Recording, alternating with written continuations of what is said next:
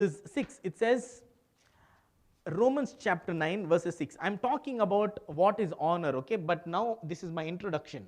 Romans chapter 9 verses 6, it says, but it is not that the word of God has taken no effect, but for they are not all Israel who are of Israel. Do you understand that last line? It says, for they are not all Israel who are of Israel. What do we understand? Everyone who is born in Israel is not Israel. So just because you have the life of Abraham in you doesn't mean you are the bearers of the promise. Some people, right, they come to church every day, they will attend church, they will serve church, they will do all kinds of things, but they do not know the Lord. They do not know the covenants of God. They do not know the promises of God. They do not have, like Eli's sons, they do not know the Lord. Therefore, they are not of Israel. Okay? Therefore, they are not of Israel. And the way that you can be of Israel, the way that you can belong, is first get to know the Lord. The Bible says, hear the truth and the truth will set you free. People today have their own truths for themselves, but no. The truth is the truth, in spite. The truth is indifferent. The truth is indifferent of perspectives. The truth is indifferent of your experiences. The truth is indifferent. It does not care for your feelings. The truth does not care for anything. The truth is the truth. So, what is Paul saying here? He's saying, they are not all Israel who are of Israel. And Eli's sons, whose sons are Eli's sons? From which branch do they come? They come from the branch of Aaron. What happened to Aaron? Aaron was anointed as the high priest. He was the chosen man. He was the representative of the people. He was the man who would bring all of Israel into the holies of holies as a representation. Aaron's children became the high priests. Then their children became the high priest. Then their children became the high priest. Then their children became the high priest. And then their children came Eli. And Eli's children did not know the Lord. I'll tell you why Eli's children did not know the Lord. I'm still in my introduction, okay? Because what is honor? They did not know the Lord because they did not honor the Lord. I'll tell you, okay? Come to 1 Samuel chapter 2, verses 28. 28. We will do a little bit of a comparison today. We'll see somebody who honored God, somebody who dishonored God. Actually, let's not say dishonored. There is a difference. You know, dishonor can probably be related to humiliate, maybe. You know, you dishonored me. That may be humiliate. But did not honor means there's something else. Did not honor means did not care for you at all. Like it's a neutral place. God does not like neutral. Okay, I will show you why he does not like neutral. Okay, so come on. He says in 28, did I not choose him out of all the tribes of Israel to be my priest? Who is this him? Huh? No, not just Eli. Did I not? Aaron. Okay, Aaron. Did I not choose him out of all the tribes of Israel to be my priest, to offer upon my altar, to burn incense for me, and to wear an ephod before me? And did I not give the house of the Lord to your father of and did I not give to the house of your father all the offerings of the children of Israel made by fire? So, when all the Israelites brought their 10%, their tithe, who would enjoy it? The high priests. Who would enjoy all the offerings that would come? The high priests. The high priests would enjoy it, okay? The high priests would enjoy it. Did I not give it to you? Was it not yours in the first place? Next verse. Next verse, it says, then why do you kick at my sacrifice and my offering, which I have commanded in my dwelling place, and honor your sons more than me? Why do you kick at my sacrifice, my offering, which I have commanded in my dwelling place, and honor your sons more than me, to make yourself fat with the best of all the offerings of Israel? Honor. Honor. Why do you honor your sons more than me, to make yourself fat and kick at my sacrifice? Now I want to ask you, what does honor mean? I have written here some things, okay? Honor means worthy, respect, all of that. But did you know that the word honor in Hebrew is the same word for weight? It is the same word for weight. It is the same word for heaviness. It is the same word. You know why it's the same word for wait? It says for he considers, means you have more weight with him. Did you understand what that means? Like this argument has more weight, or this policy has more weight, or this person has more weight. Okay, this person has more weight, etc. Give me a second, just a second.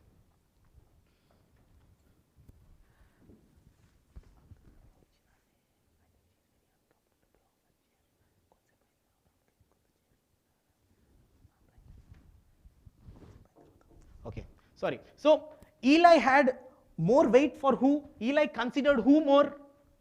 Eli considered his sons more. So if his sons wanted something, he considered his sons more. In considering his sons more, who did he not consider? He did not consider God. And I'll tell you what was one repercussion that happened because he did not consider God. Come to 1 Samuel chapter 2, verses, not 2, it says, 1 Samuel chapter 3, okay. 1 Samuel chapter 3, verses 1, it says, and the word of the Lord was rare in those days, for there was no widespread revelation. And the word of the Lord was rare. The reason that the word of the Lord was rare, because Eli did not consider God. I will tell you what happened. Samuel would consider the Lord, he would hear his voice. Samuel would consider God, he would hear his voice. Then there was revelation. In the same chapter, if you read the last verse, it says, for the Lord revealed himself to Samuel in Shiloh by the word of the Lord. The way that God revealed himself to Samuel is by the word. That means Samuel did what? He considered to read the word. He considered to labor in the word. Meaning what? He's considering and honoring his God by spending time in the word. He's considering all of his other priorities as not so weightful. I'm using some new English, okay, just for the better explanation. He's considering all of his other priorities as not so weightful as compared to this, because this has so much more weight, because this has so much more value. So what does he do? He labors in the word. And by laboring in the word, what does he do? What does he have? He has the revelation of God. Do you know what happened to Daniel? Daniel was once made the governor of his place. Daniel was, at least he was made the ruler of, like, because he became like a manager kind of a guy there, okay? And still what would Daniel do? He would go back to his house and he would pray and he would read the scriptures. He would go back to the house, he would pray and he would read the scriptures. He would go back to the house, he would pray and he would read the scriptures. He would go back to the house, he would pray and read the scriptures. Why? And tell me how. The reason that Daniel was able to do that, in spite of being a governor, in spite of being a leader. He was a governor, and that time there was no 4G. So he could not do Zoom meetings in his house. He had to take his horse, travel all the way to the place he has a meeting in, finish the meeting, come back and still find space for. He would read the scripture so much so that in the Bible it says, Daniel, oh Daniel, do you not know that you are so favored among God? Daniel, oh Daniel, do you not know that the Lord loves you? Daniel, oh Daniel, did you not know that he loves you? He considers you more than anybody else. Daniel, oh Daniel, he loves you, so therefore come, I will reveal more to you. Tell me what Daniel had after a few days of meditation. He had visions. He started prophesying. Daniel became a prophet. Daniel is one of the major prophets in the Old Testament. Why? Because he labored in the word. You got it, guys? So Samuel labored in the word. God revealed it to him. Samuel was considering God more. God revealed himself to Samuel. Eli, on the other hand, he was honoring his sons more, and therefore what happened? The word of God started hiding itself from him. And the word of God started becoming rare in those days. Tell me, what is hell? I'll tell you what is hell, okay? Hell is not a burning fire of pit of hell. You know, hell is not just fire trying to kill you, no. Hell is so far away from the source of life that it becomes death. Hell is so far, the further you go away from the life-giving nature of God, the further you go away from the life-giving source of God, from the Word, that you start considering the fact of this world. Like Penina, that you start considering the fertility of your womb, that you start considering all of these. You draw one step away from God. You draw one step away from God. You draw one step. You know what happened to Eli? Because of Eli's lack of participation in the labor of the word, his sons were corrupt. Why? Because they did not know the Lord. Whose fault was it that the sons did not know the Lord? It was Eli's fault. You know, today's parents, they don't teach anything to their children. There is a kind of love. There is a kind of love that partners in crime, that joins hands in crime. In fact, everybody says, okay, she's my partner in crime, he is my partner in crime. Of course, we don't mean it in such way, but there are parents who will not correct their children because they love them too much, who don't want to beat their children, or who don't want to discipline their children, or who don't want to say no when the child is wrong, or even in a relationship, the husband doesn't want to say no to the wife, or the wife doesn't want to say no to the husband because they love them too much. The father doesn't want to say no to the son because the son and the father love too much. So they partner in falsehood. They partner in crime. They become their accomplice in sin. Eli became the partner in crime for his sons by not teaching them the word of God. And in the first place, Eli did not know God in the first place. That is why Samuel was chosen and another prophet came to Eli. See, the Bible says in 1 Samuel, it says, then a man of God came to Eli. Why did another man of God have to come to Eli? Eli was the high priest already. Because Eli did not consider God, right? Eli did not honor God. So Eli was of Israel. No, Eli was Israel, but he is not of Israel. Those who are Israel are not of Israel. You are Christian, but you are not of the fruit-bearing kind of Christian. You are saved, but you are not of the salvation. Are you understanding here? There is a difference. There is a difference of between the people who labor in this word and who understand his grace, and there is a difference between people who consider not this word, who actually don't care of this word. Actually, they care about everything else. They care about spending time on the computer. They care about spending time with their family. They care about spending time with their friends, their relatives, their family. They care about Netflix, they care about Amazon Prime, they care about music, they care about their skills, they care about their corporate culture, they care about their courses, they care about updating their LinkedIn, they care about all kinds of stuff. But they forget considering the word. And the moment you stop considering the word, that is the word honor. The moment you stop giving weight to the word, you are getting further away from the life-giving source.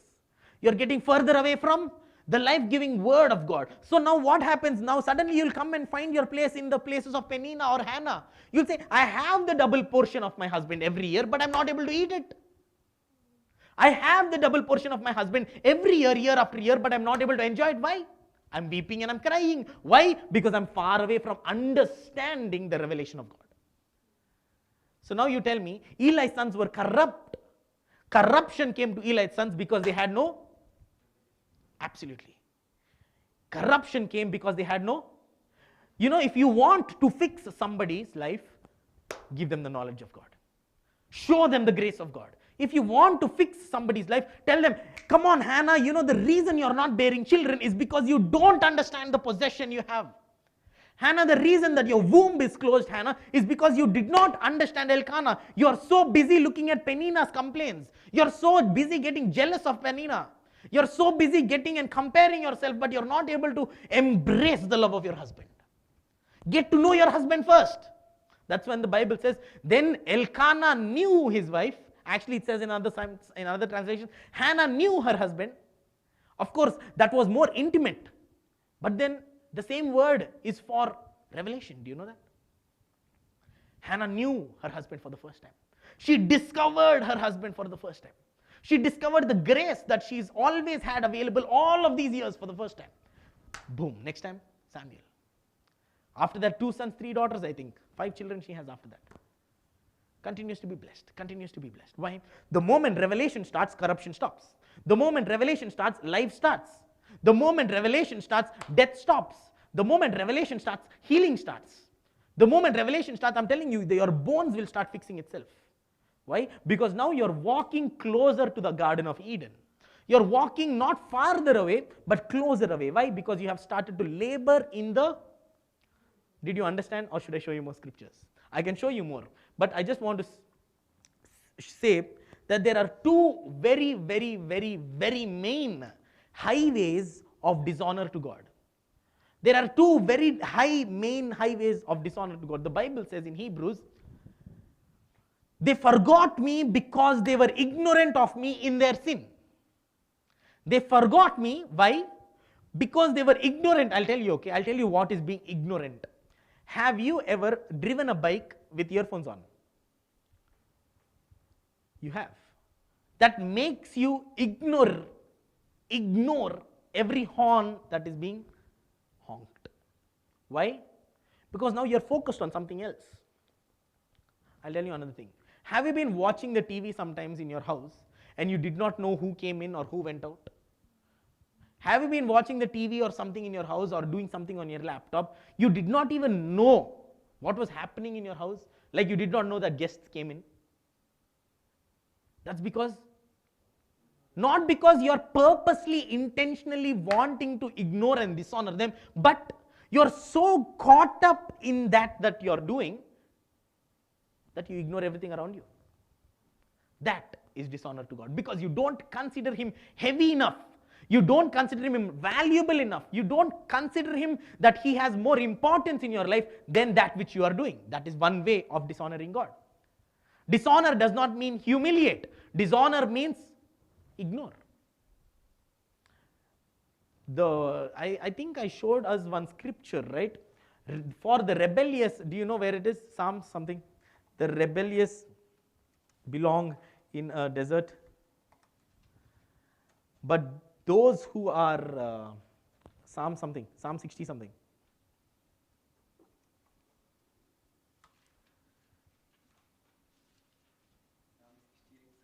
Okay, Psalm 68:6. Come on, let's go there.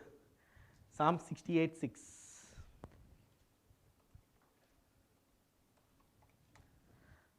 68:6. You put it up. What is rebellious?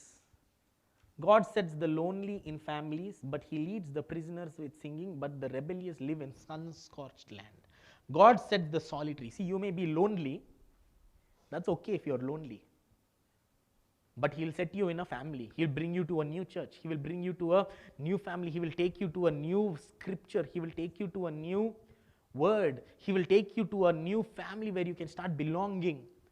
He brings out those who are bound into prosperity. Maybe there is a bondage that we are bound in, no problem. He'll bring you out. But if you're rebellious, you know what is rebellious? Ignoring. Rebellious are the people of Israel when they could see on Mount Sinai the presence of God and Moses, but still they built a golden calf. They ignored that and they did. You know why they ignored that and did that? Because this calf will listen to what they say. That guy, you have to listen to him. They don't want to listen to him. They want a God that will listen to them.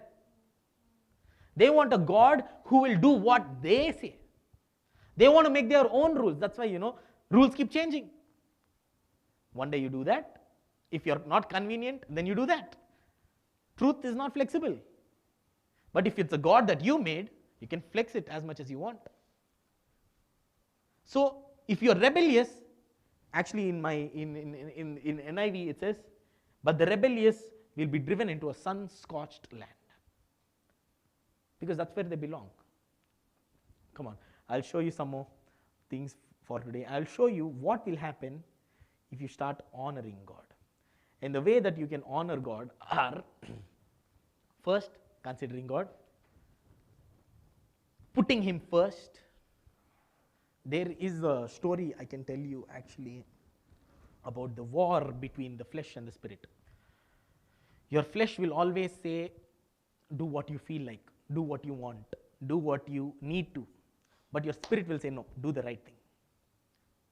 The right thing is not what you want. The right thing is not what you probably have to do or like to do. But the right thing is what you should do. And every day as Christians, we are torn between those two. We are torn between those two every day. And the more, I'll tell you, this is your litmus test. You should see if you started to consider the right way, the spirit way, the way of God, more than this way, the flesh way. And if you did start considering this way, you can understand that you started honoring God. That's one way.